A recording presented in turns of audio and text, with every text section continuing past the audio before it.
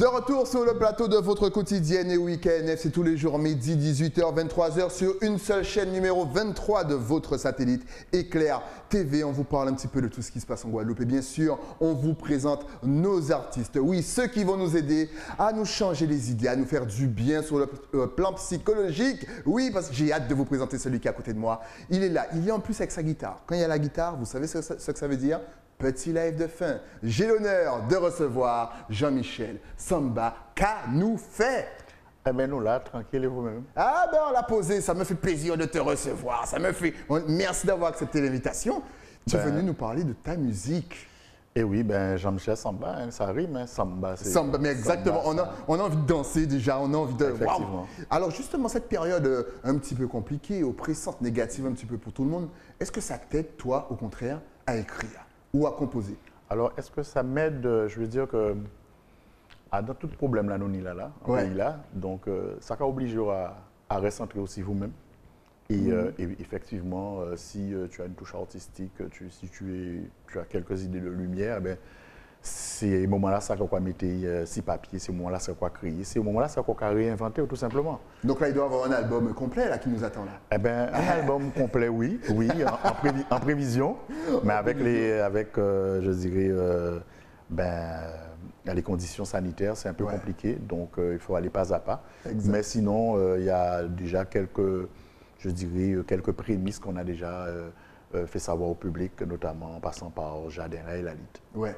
Alors justement, on voit bien entendu que tu as ta guitare. Est-ce que tu as commencé la musique avec cet instrument ou pas du tout? Est-ce que tu as appris au fil du temps? Dis-nous tout. Alors, pas du tout. Pas du tout. Donc, j'ai commencé par le zouk.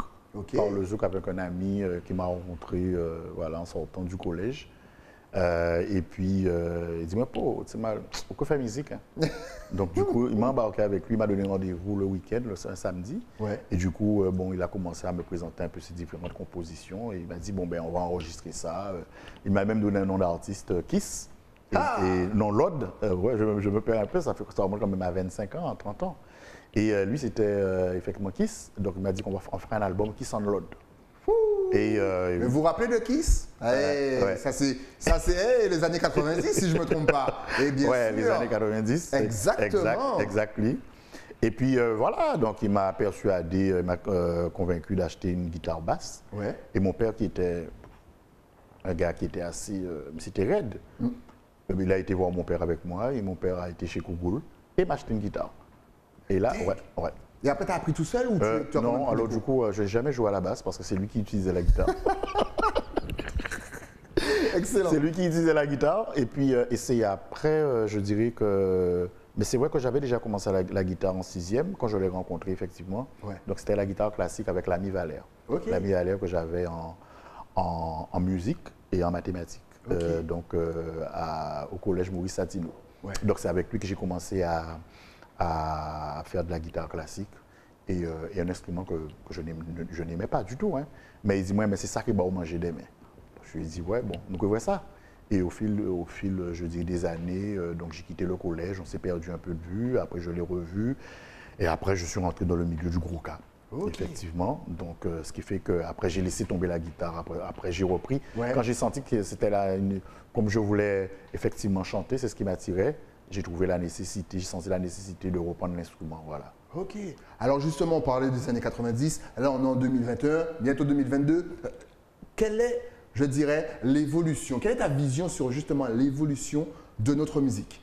Est-ce que des fois tu te perds, tu te dis waouh, mais avant c'était comme ça, on faisait ça comme ça, maintenant ça fonctionne comme ça, c'est les réseaux, c'est ceci. Comment tu vois ça, toi? Non, ça a beaucoup évolué. C'est beaucoup évolué. Donc, moi, dans les années 90, j'étais bercé par ce qu'on appelle aujourd'hui le zouk rétro. Ouais. La bande Frédéric. Pas de rétro. Oui, non, c'est ça mon cas. C'est ça mon cas dit, justement, et donc j'en profite. Donc, voilà, pour dire que le mot rétro, ça n'existe pas. C'est goldies, classique, ce que vous voulez, mais rétro, non. Donc, du coup, j'étais bercé par Kassav, tout feu, tout flamme. C'était la période. Et effectivement, tout ce qui était Goka moderne, tout ça, j'étais pas dedans. Ouais. J'étais pas dedans. Le Goka, oui, Anzala, parce que Anzala, je l'entendais Esna au bois dur. Ouais. Et puis, c'est vrai, quand je me suis véritablement intéressé au Goka, j'ai pu rencontrer un certain nombre de, je dirais, de piliers, hein.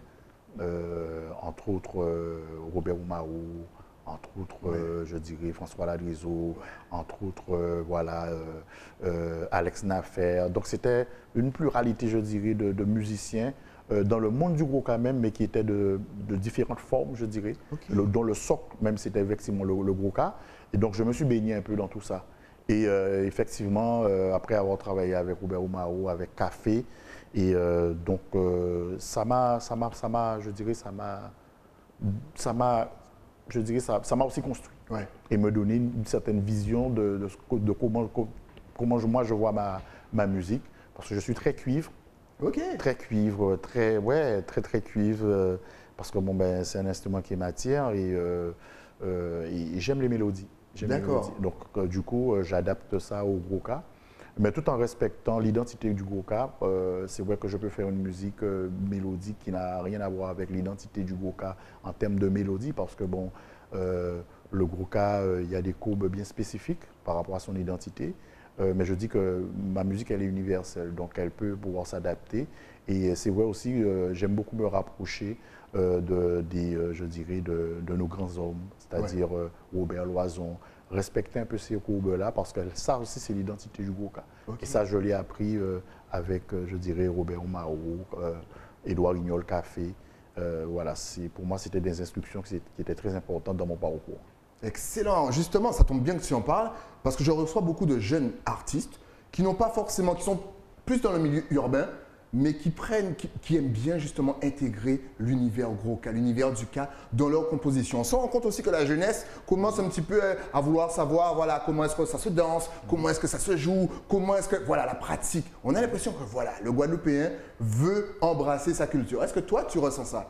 Oui, je le ressens. Je le ressens. Je dirais que c'est un passage obligé. Parce qu'aujourd'hui, je crois que je dirais qu'on est tellement influencé par différents styles de musique qui sortent de l'extérieur. Et effectivement, à un moment ou un autre, on a besoin de se faire reconnaître par rapport à son identité culturelle. Et là, si on s'appuie sur l'identité culturelle locale du pays, ben, c'est normal qu'on puisse passer par le zoo, par la biguine ou par le gros cas. Moi, ce que je souhaite, c'est que ça soit pas que ce style de musique ne soit pas quelque chose de folklorique, que ça soit véritablement travaillé et qu'il y ait une alchimie entre ce qu'on veut faire, la musique urbaine et le gros cas, qu'on puisse véritablement, je dirais, peut-être pas inventer quelque chose, mais construire quelque chose d'assez lourd. Voilà. Assez lourd, bien sûr, et ne vous inquiétez pas, on va le construire. Là encore, on voit encore des images vraiment sublimes. Est-ce que tu as une équipe qui travaille avec toi ou est-ce que tu es vraiment tout seul? Est-ce que tu as un réalisateur, un monteur? Comment travailles-tu? Non, moi, je me suis entouré d'une équipe, hein, donc, tant au niveau communication, tant qu'au niveau, aussi au niveau de la musique, au niveau de la réalisation. Donc, en ce moment, je suis au studio 113, Dave Marcel, qui est mon réalisateur, et donc ça se passe très, très bien. Et puis, j'ai toute une équipe, un staff qui travaille en termes de communication, presse parlée et presse écrite, et notamment au niveau de mes réseaux sociaux. Et puis, j'ai ce qu'on appelle des petites mains qui sont là pour... effectivement, j'ai aussi mon photographe, Joël Dubourg, et voilà. Donc, j'ai une équipe. C'est important. Quand on est artiste, on ne peut pas tout faire tout seul. On ne peut pas tout faire tout seul. Je dirais que bon, on a déjà assez de boulot au niveau de la musique. Et c'est vrai que ce qui est important, c'est on ne peut pas tout faire. Pourquoi? Parce qu'il y a je dirais, il y a des artistes qui ont leur spécificité. Je veux dire, tu peux avoir une idée d'une mélodie, tu as un texte, tu veux faire passer une certaine émotion, ben, tu te retrouves limité.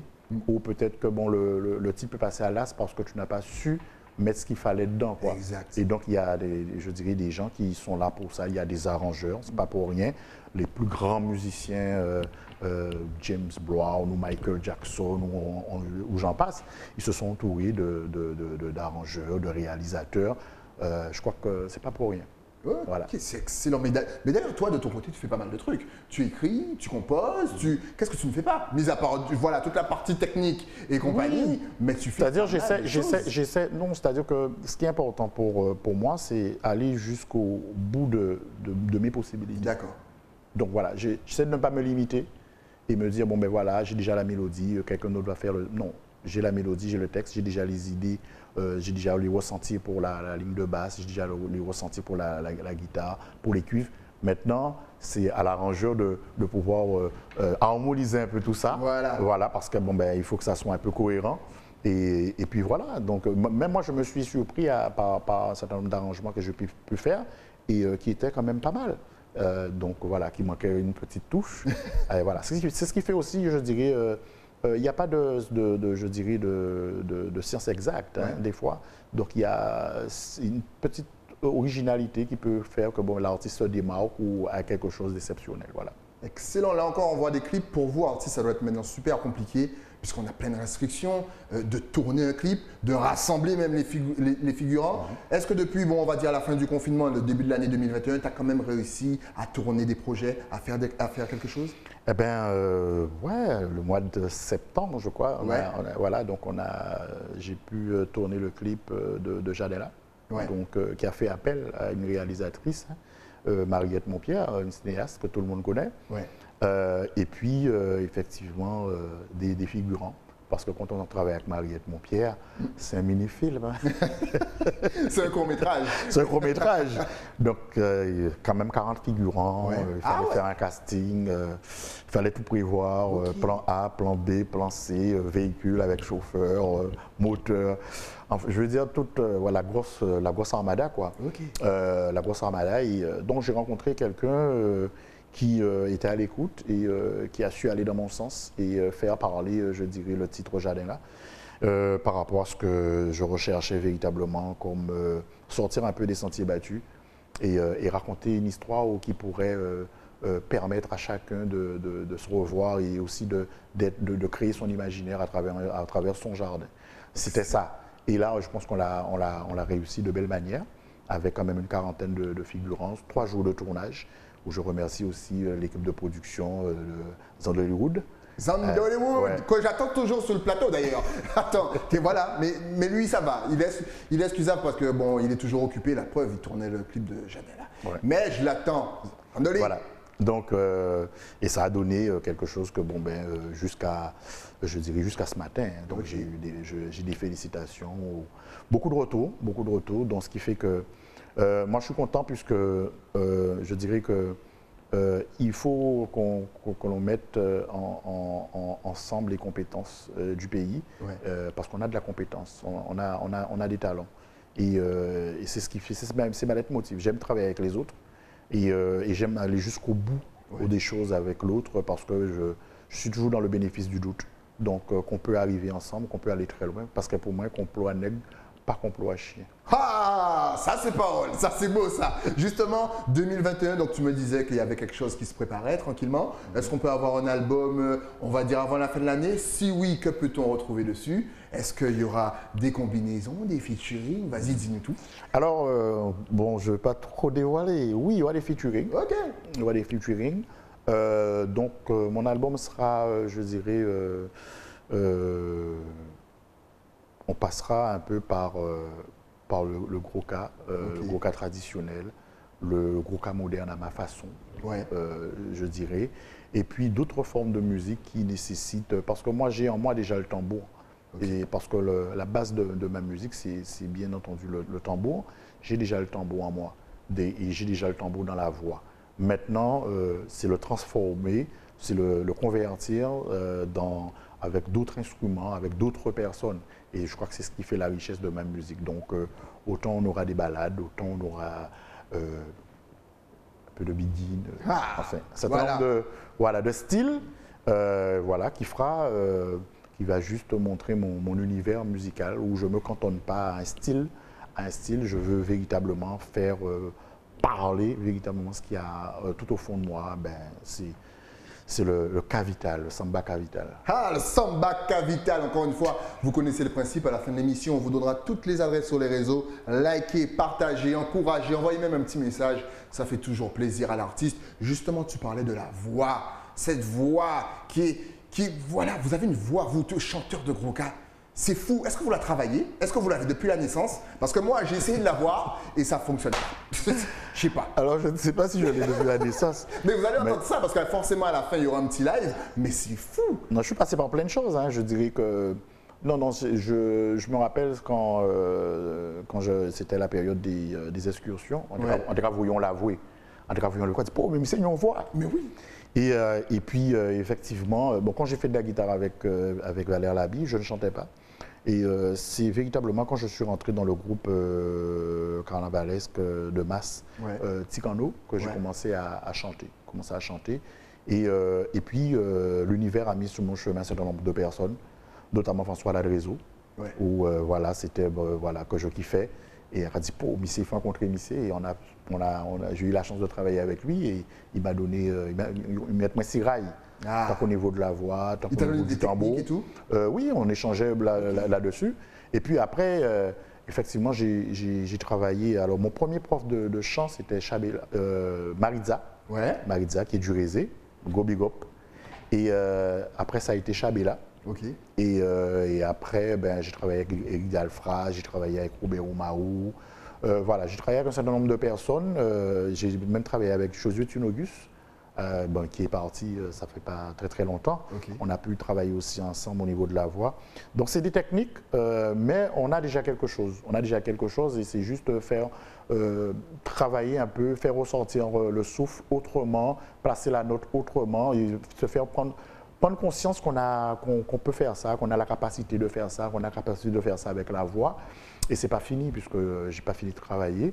Donc, pour moi, ce n'est qu'un début. Donc maintenant, oui, je dirais, on sort d'une famille guadeloupéenne, je dirais afro-caribéenne. Donc, nous sommes de mélange africain dans nous. Écoute, ça se manifeste d'une certaine façon. Et puis, voilà, et on a cette voix-là. Mais je crois que bon, ben, on peut avoir un don, on se dit qu'on est doué pour quelque chose, mais si véritablement on ne fait pas une part de travail il faut bosser. Il faut bosser. Et ça, c'est dans tous les domaines, les gars. Il faut y aller. On n'a pas le choix, il faut bosser. Et justement, tu as répondu à ma question, j'allais te demander justement si il y a le travail sur le souffle qui est différent, parce que la façon de respirer, de reprendre sa respiration, même de tenir la note, n'est pas la même que pour du chant classique ou même autre chose. Donc là encore, c'est un peu désapprendre ce qu'on a appris au niveau du chant quand on veut faire chanter comme vous. Ben, alors, quand on va prendre des cours de chant, on ne comprend jamais tout de suite pourquoi on le fait. C'est au fil des années, quand on est vraiment dans le pratico-pratique, on se dit, ouais, mais c'est ça, moi, apprendre là.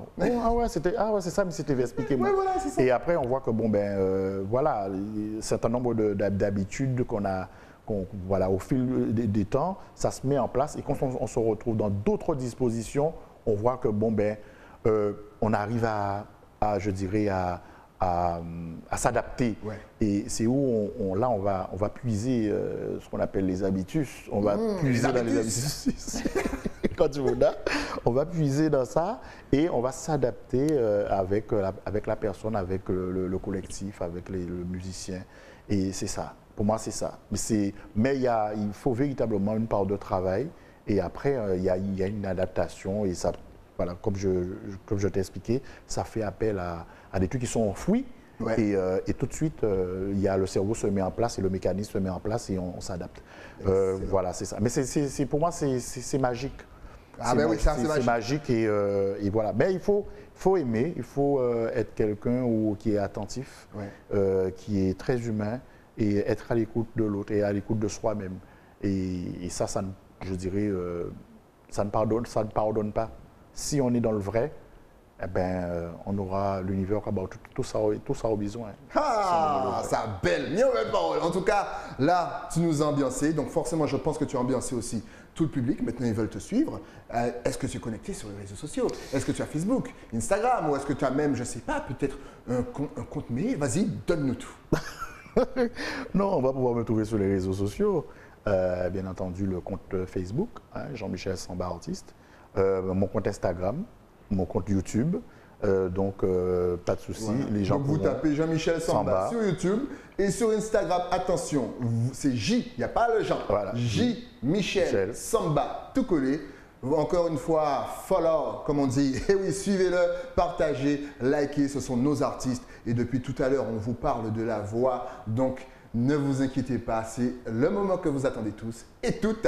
Il va nous donner un petit live et là, vous allez entendre sa voix. C'est vraiment délicieux. En tout cas, merci d'être passé sur le plateau. Dès qu'il y a une petite nouveauté, dès qu'il y a l'album, un nouveau clip ou dès que tu as un truc à annoncer, tu repasses sur le plateau. Pas de problème. Ok, ben tu me laisses leur dire au revoir. Tu te prépares et puis après on part en live comme si on était en concert de fou. Et oui, juste le temps pour moi bien entendu de remercier mon partenaire, celui qui m'habille de la tête aux pieds. J'ai nommé les crins Abaster. Je vous donne rendez-vous demain, toujours sur Éclair TV, midi 18h, 23h. On se laisse en musique avec Jean-Michel Samba. Anti-pays, Guadeloupe en moins.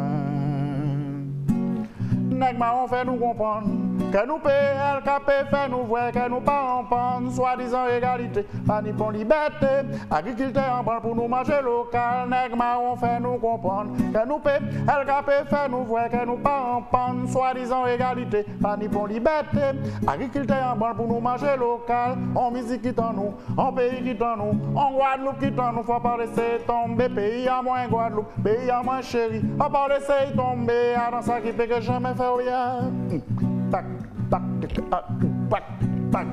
Nèg marron fait nous comprendre que nous payons LKP fait nous voir que nous pas en panne, soi-disant égalité, pas ni pour liberté, agriculteur en parle pour nous manger local. Nèg marron fait nous comprendre que nous payons LKP fait nous voir que nous pas en panne, soi-disant égalité, pas ni pour liberté, agriculteur en parle pour nous manger l'eau qu'a gaspillé, pas qu'arriver à case, qu'à perdre en baptême, considérez-nous c'est fait tel empoisonné, fais-nous si mes chlordécone, agriculteur qui prend fait, maladie gâtée vaillant, l'eau a gaspillé, rivière a débordé, nous tous chlordéconné, car y'aura avait pour ça, car y'aura avait pour nous, jeunesse Guadeloupe lève, peuple Guadeloupe lève pour nous former une nation. Bac, bac, boum, bac, bac, oh, bac, bac.